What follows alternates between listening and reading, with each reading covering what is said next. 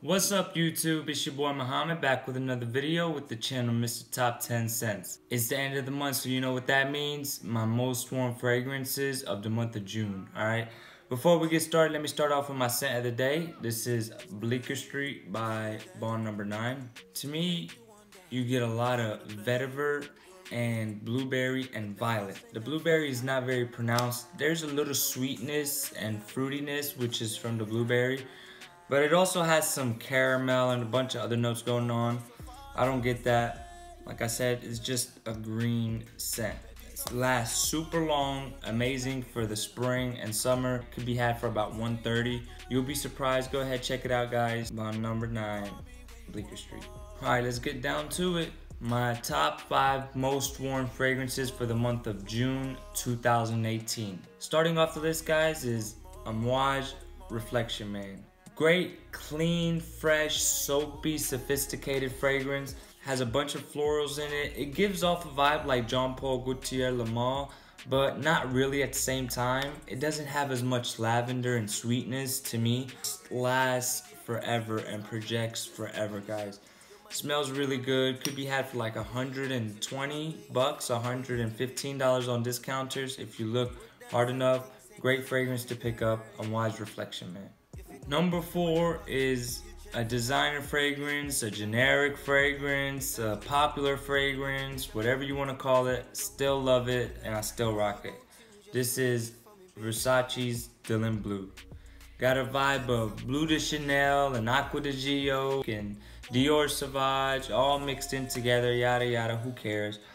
This is probably one of my favorite of the blue fragrances. Probably Bleu de Chanel beats it out just a little bit. You could get it for like $40. Versace does things right. All their fragrances are hits. You got Eros and Port Homme and Dylan Blue and Manor Fresh.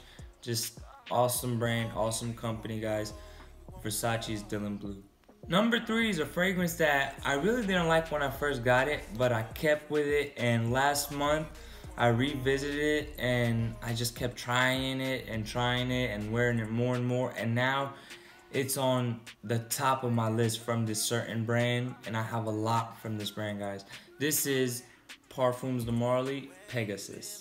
I think I really didn't understand this fragrance in the beginning. That metallic vibe I was getting from it was turning me off, and that's all I got from it in the beginning. But then once I let it settle down and I looked past it, I could finally smell that sweetness from the vanilla and the almond and a lot of heliotrope, and it just is so beautiful, so classy, signature scent worthy. I said that before and I'm sticking to it. This is becoming one of my favorite Parfums de Marly, guys. Pegasus. Number 2 is no surprise. It's just amazing. I've worn so much of it. It's time for a new bottle. This is Prada L'Homme. You guys know my obsession of this fragrance. This and YSL is my 2 work scents, my signature scents, I guess you could call it. It's easy to wear, soapy, clean, fresh. Most people love it, and I feel very confident when I wear it. The iris in here is not powdery. This just comes out soapy, like a nice bar of soap. But it has other things going on that just makes it more complex and just interesting, guys. So good. I'm gonna need another bottle in about a month or 2. Look how much I used of it. Just amazing. Prada L'Homme. Number 1, if you've been following my channel for the past month, you'll probably know what number 1 is going to be. I did a review and a comparison of this. I'm loving it.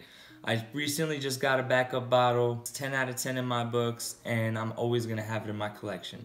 And this is Parfums Vintage Pineapple Vintage Intense. So sweet and fresh. It's like a pineapple, a fresh pineapple that you just picked, and you open it and it's so tart and fresh. It gives off like this candy pineapple vibe, and then it dries down smoky, but you still could get a little hints of that sweet pineapple, which I love. But Ventus doesn't do this for me. The first time I smelled a Ventus, I was hoping I would feel that way about it, the way I feel about this. I liked it, I wore it, you know, it's in my rotation, but I didn't fall out in love with it.